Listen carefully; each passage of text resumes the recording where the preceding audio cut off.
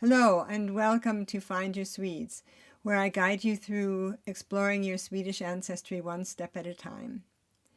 This video is the first of a series I'm planning to make about using Ancestry.com to find the place of origin of a Swedish immigrant. I'm not suggesting that anybody move permanently away from whatever platform you're now using, but to take advantage of a 14-day trial or a month subscription to help you break through this particular brick wall. For this introductory video, I will be giving a brief overview of 5 key areas where I feel Ancestry shines. Future videos will go into each of those areas in more detail, and I'll link to those in the description below as they become available.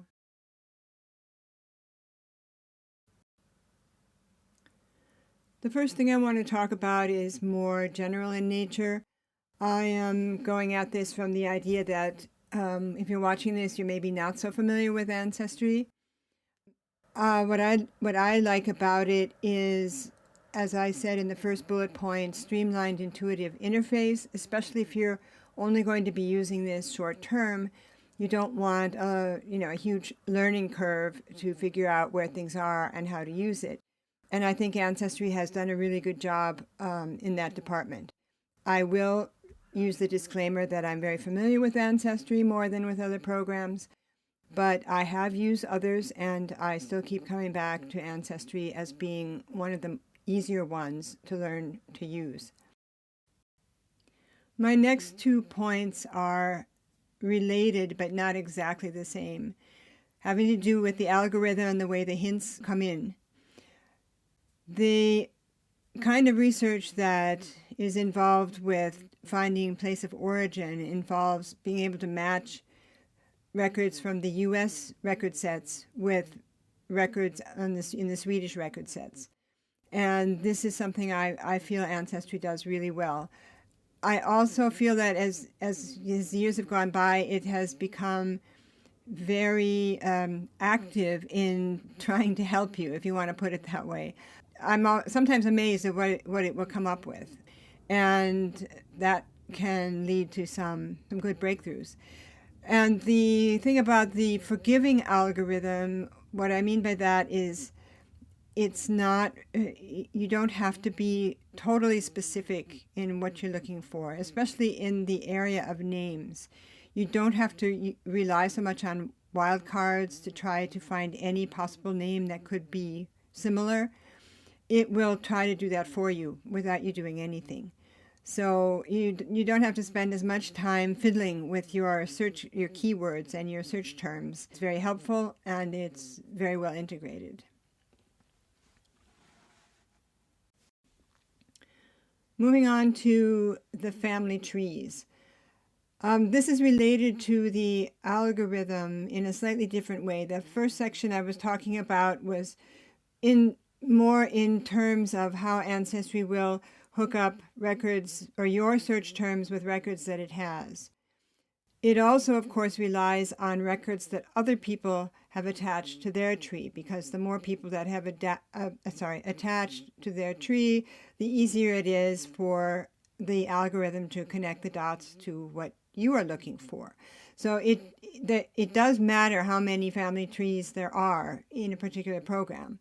And then the other advantage Ancestry has over, for example, MyHeritage. MyHeritage tends to be more European-based, and Ancestry is more US-based and has more people there who are doing the same kinds of searches, trying to get the connection between the US and Sweden.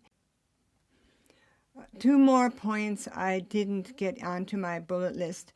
One is that most of the trees in Ancestry are not hidden, are not private. So you have a good chance that their information will be available without having to ask for it. MyHeritage, people tend to be a little more private, and so often you'll have to ask them to be able to see the tree. The other thing is, correct me if I'm wrong, but I tried to attach people to a tree in MyHeritage that was not already in an existing tree, and I couldn't figure out how to do it. And this is something I do all the time in my research in Ancestry, because if I'm looking for somebody and I have found an emigration record and I want to research that further and see if that could be the person I'm looking for, I don't have that person in my tree yet. So I can throw that person into my research tree, completely unrelated to anything. It's just sitting out there all by itself, and then go in and start looking for records for that person, try to build out the tree, try to see if it starts to make sense with what I know about the person that I'm researching. So I rely on that all the time, and that's something that Ancestry does without making you jump through hoops. And so I really appreciate that, and that will help for this kind of research.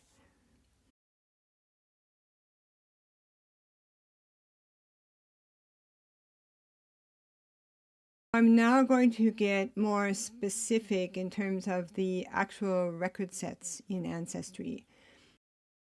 These Swedish American church records, these are digitized church books from churches that were founded by Swedes in the U.S. And they conducted their whole everything in Swedish for many years. So very often in their membership lists, you will find their place of origin listed. These are indexed partially, not all, but they are indexed, and also they are searchable. So if no hints come up, you can still, if you have an idea of where a church your ancestor might have gone to, you can still go into the collection, choose by place and name of church, and go page by page. It's worth a shot. Okay, we have now arrived at my all-time favorite record set in Ancestry for finding place of origin. So these records, first of all, are unique to Ancestry in this form. Some of these records are available other places, but the way Ancestry has indexed them and the way they are searchable and the way the whole thing works is just, I find it's absolutely phenomenal. These are records that they come from the Swedish church books.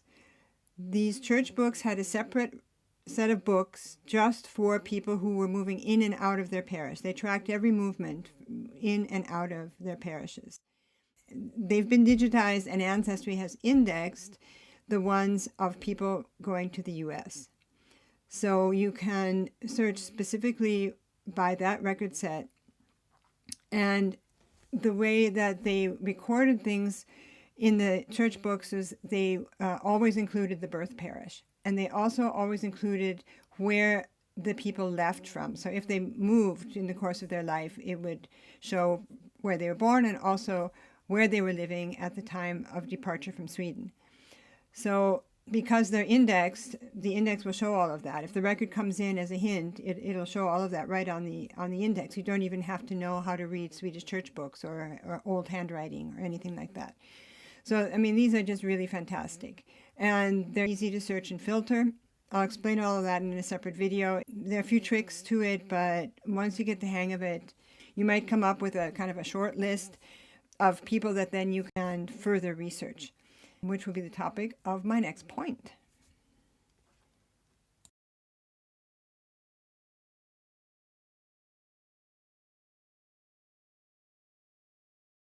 Continuing my thought from the end of the last section. So let's say you have some leads, but you need to do further research on to make sure that that's the right person. So this is when you'll have to switch to using the actual Swedish church records. And Ancestry does have them all. Anything you're going to need for this particular search. It has the birth records, the marriage records, the moving in and out records, the household records, which are sort of like glorified census records because the priest came by every year to test the people on their knowledge of the Bible. And in his job, further job was to list everybody who was there, their ages, where they were born, all that kind of stuff, like if they were sick or, and then if anybody had left. Anyway, not to get sidetracked into the wonders of the Swedish church books. The point I'm trying to make is that it's all available right there within Ancestry. You can attach the records once you found them. You can attach them to your tree. Of course, if you're not planning to stay with Ancestry, as you get more familiar with the records, you can switch over to the free Riksarkivet, which is the National Archives collection, which has the same records, but they're not behind a paywall. So you don't need to keep Ancestry just to be able to find these records. You can cancel and continue doing that kind of research in Riksarkivet. But if it's easier to stay in Ancestry until you've found what you want to find, then you have that option. These records are all available in a special section of the Ancestry site, and by way of drop-downs you can choose the county, the parish, and the kind of records that you want to look at, and it'll open up the books, and you go page by page, just like leafing through a book. That's how that works. Some of them will just come in as hints, but basically once you start getting into this research, you're going to want to be able to navigate these church books yourself without relying on indexed records and hints. So this is one way to get started doing that, because you can take like a hint that comes in, and then it'll tell you which book it came from. Then you can go look up that book and compare the index says to what the handwritten looks like. And it's a good way to kind of get into the transition into these church books, which are not always easy. I won't lie about that. But I find getting into it through Ancestry can be a good starting point. So that's it for what I have to say in this video. If you're still here, glad you are hanging in there with me. And like I say, I'm going to be doing more in-depth videos about most of these topics in future videos, and also giving some tutorials on how to put it all together, how to do actual searches. So be sure to keep an eye out for those. Until next time, hej då.